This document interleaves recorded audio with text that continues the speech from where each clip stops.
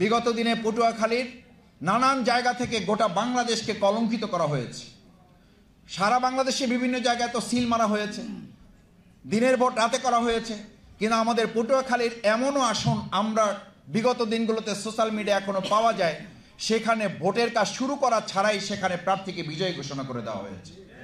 এই কলঙ্ক থেকে আগামী দিনে পটুয়াখালীকে মুক্ত করার জন্য আজকে পটুয়াখালীবাসীর কাছে জানতে চাই, আগামী দিনে যদি কোনো আবার নতুন ফ্যাসিস্ট কেউ যদি এই চিন্তা করে যে আমার ভোট আমি দেব, যাকে খুশি তাকে দেব, সৎ যোগ্য দক্ষ দেশপ্রেমিক যোগ্য নেতাকে দেব, এই জায়গায় যদি এসে কেউ বাদ সাধে, আমরা 2024-এর 5ই আগস্ট জীবন বাজি রেখেছি, আমাদের ছাত্র জনতা জীবন বাজি রেখেছে। ভোটের অধিকারের জন্য আগামী দিনে যদি প্রয়োজন হয় আমরা আবার জীবন বাজি রাখবো। আমাদের ভোট দিয়ে কাউকে সিনেমিনি খেলতে দেওয়া হবে না। যমুনা ইলেকট্রনিক্স ঈদে ডাবল খুশি অফার সিজন 3, যে কোনো পণ্য কিনলেই পাচ্ছেন নিশ্চিত ঈদ উপহার। বিগত সময় রাজনৈতিক দলের পরিচয় দিয়ে কেউ কেউ দখলদারিত্ব, চাঁদাবাজ এবং সন্ত্রাসী কর্মকাণ্ড করত। এখন পরিচয় ছাড়াই বিভিন্ন গ্রুপে বিভক্ত হয়ে চাঁদাবাজ এবং সন্ত্রাস যে কোনো সময়ের তুলনায় কয়েক গুণ বৃদ্ধি পাওয়ার কারণে আমাদের সাধারণ নাগরিকদের মধ্যে এই উদ্বেগ এবং উৎকণ্ঠা প্রকাশ পেয়েছে। আমরা বর্তমান সরকার এবং নির্বাচন কমিশনকে একটা কথা পরিষ্কার বলতে চাই, বিগত যে কোনো দিনের তুলনায় যদি আগামী দিনে একটা সুষ্ঠু, নিরপেক্ষ, অবাধ, অংশগ্রহণমূলক নির্বাচন করতে না পারা যায়, তাহলে এই দেশের কোনো একটা সরকার ব্যর্থ হবে না, কোনো রাজনৈতিক দল শুধুমাত্র ব্যর্থ হবে না, ব্যর্থ হবে আমার এই প্রিয় মাতৃভূমি বাংলাদেশ।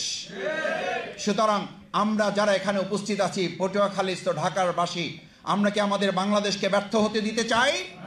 যদি না দিতে চাই, তাহলে আমরা বর্তমান অন্তর্বর্তীকালীন সরকার, নির্বাচন কমিশনে যারা গুরুত্বপূর্ণ দায়িত্ব পালন করছেন, আমরা তাদের সাথে সহযোগিতার ভিত্তিতে সুষ্ঠু, অবাধ, নিরপেক্ষ, অংশগ্রহণমূলক একটা নির্বাচনের মাধ্যমে আগামী দিনে জনগণের সরকার হবে। জনগণ যাদেরকে সমর্থন দিবে, জনগণ যাদেরকে মত দিবে, জনগণ যাদের পক্ষ নিবে, তারা যেন সুষ্ঠুভাবে, স্বাধীনভাবে, দুশ্চিন্তা, উদ্বেগ, উৎকণ্ঠা মুক্তভাবে তারা তাদের সমর্থন ব্যক্ত করতে পারে, সেটার পরিবেশ তৈরি করতে হবে। আমরা লক্ষ্য করছি, পত্রপত্রিকা আমরা দেখছি, আমরা আশ্চর্য এবং বিস্মিত হচ্ছি।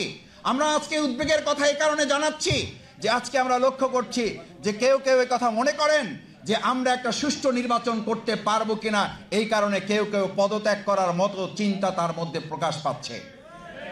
এই উদ্বেগ উৎকণ্ঠার জন্য শুধু প্রশাসন নয়, রাজনৈতিক দলের সহযোগিতাও তার জন্য দায়ী বলে আমরা মনে করি।